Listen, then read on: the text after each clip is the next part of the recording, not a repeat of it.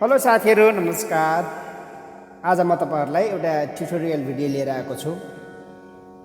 धेरै युट्युबमा हेरेको मैले ट्युटोरियलहरू, तर त्यहाँ चाहिँ बाँसुरीको नोट पुगेको छैन है।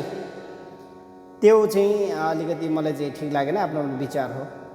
कहाँबाट चाहिँ सही तरिकाले नोट पुग्छ भन्ने ट्युटोरियल, अनि कहाँबाट मिठो सुनिन्छ भन्ने कुरा, यो चाहिँ भैलेनी आयो आँगन भन्ने गीत है। अब तिहार पनि आउँदैछ, एकदमै तिहारको शुभकामना छ तपाईहरुलाई। कहाँबाट सुरु गर्ने भन्दाखेरि अब तपाईहरु देउसी भाइलो या के कार्यक्रम छ है।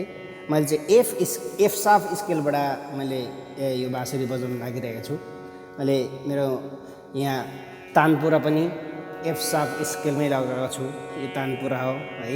यस्तो यो तानपुराको मूल्य चाहिँ तपाईहरुले 9-10 हजार पर्छ है।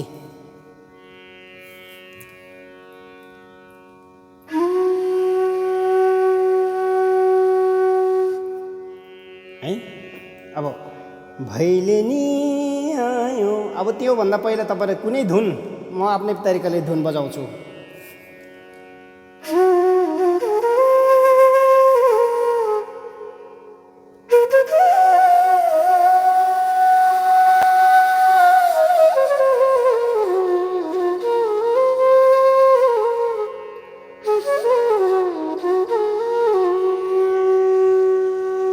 यसरी जुनसुकै धुन लाउनुस् है, यो मेरो आफ्नै पाराको धुन।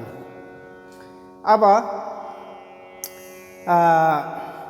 भैलेनी आयो है, यहाँबाट है, साबाट सालाई सारै मानेर बजाउने।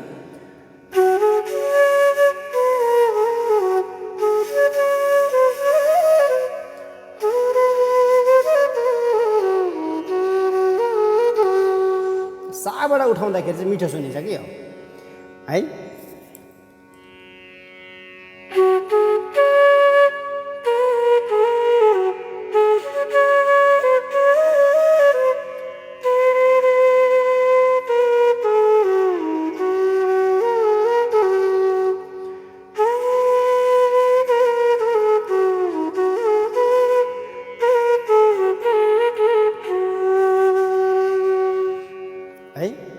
अब यसलाई मिठो तरिकाले बजाउने चाहिँ यसरी है।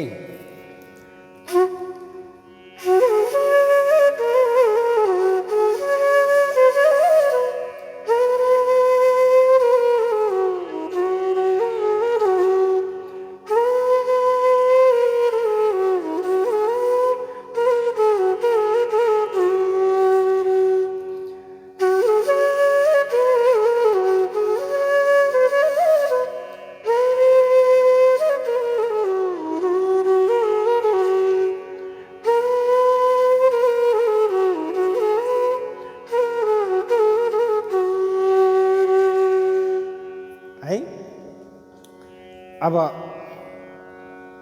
देउसिरेको है।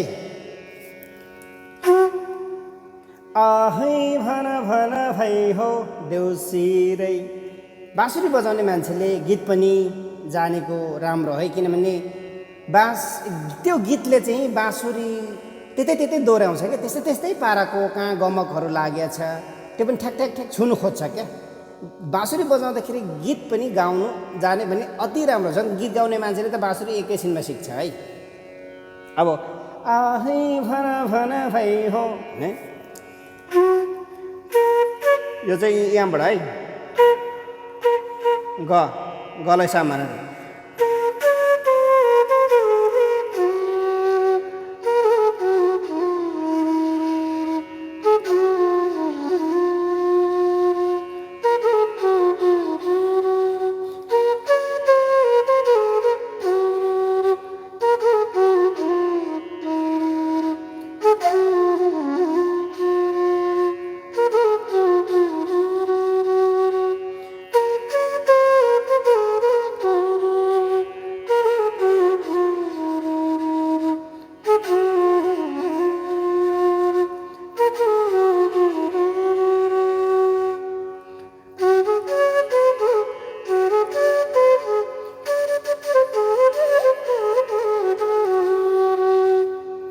यो पनि मैले साबाटै बज्छ है।